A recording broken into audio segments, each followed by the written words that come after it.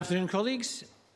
We're going to start this afternoon's business, as usual, with time for reflection. And our time for reflection leader today is the Reverend Dr. Alistair May from DL St Andrew's Parish Church in Motherwell. Reverend Dr. May. Good afternoon. I urgently needed a spare set of keys to give to a tradesman the next afternoon. I only had one key. So the last minute, I went to the local locksmith shop.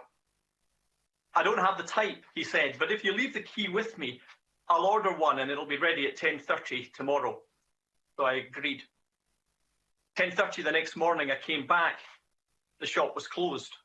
I phoned the number on the board outside. It rang out. I came back at 11:30, at 12:30, but the same. It was shut, and I was absolutely raging. I didn't even have my own key now. So I was going to have to cancel the tradesman and all the plans. At 1 o'clock, I tried one last time, and the shop was open. The key cutter said to me, "So you're the guy from yesterday?" "Yes," I said. "I called at 10:30, 11:30, 12:30, but you were closed." "Oh," he said, "the delivery didn't come at 10:30. I knew it was important to you, so I shut my shop and I went across Glasgow to get your key. Here it is." Well, needless to say, I felt about 2 inches tall. Sometimes life preaches a sermon at you, and Presiding Officer, thank you for letting me share this sermon with you today. The conclusion, well, aside from trust small traders perhaps, we assume the worst in people. We assume they don't care. We attribute the worst of motives. We can't even seem to disagree without disparaging, and well, social media makes it 10 times worse. St. Paul writes of love that it is patient and kind and not easily angered.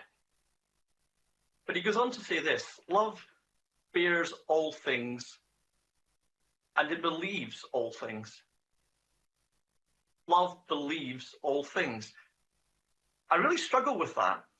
Believe the best about one another. Give each other the benefit of the doubt. It can seem terribly naive, even gullible. And, well, I'm a Calvinist. We're supposed to believe that all people are sinful, their motives are always crooked. And yet, Calvin wrote of love believes all things this: a Christian will consider it better to be taken in by his own kindness and good nature than to cause harm to his brother through ill-founded suspicion. So maybe it is better to be naive than to be cynical. As Paul wrote that, I'm sure he had Jesus in mind. Jesus who saw the whole person, the whole situation. Jesus who reflected the love of God. And the Bible says of God, he is compassionate and gracious, slow to anger, and abounding in love. Abounding in love and slow. I leave you with the parable of my Rutherglen locksmith, but with the thought that we might start with the assumption that the other person may be doing their best in situations that we don't understand, and the humility to consider that perhaps it's us that's got it wrong.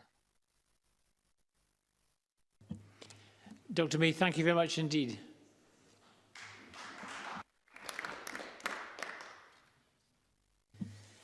Thank you, colleagues.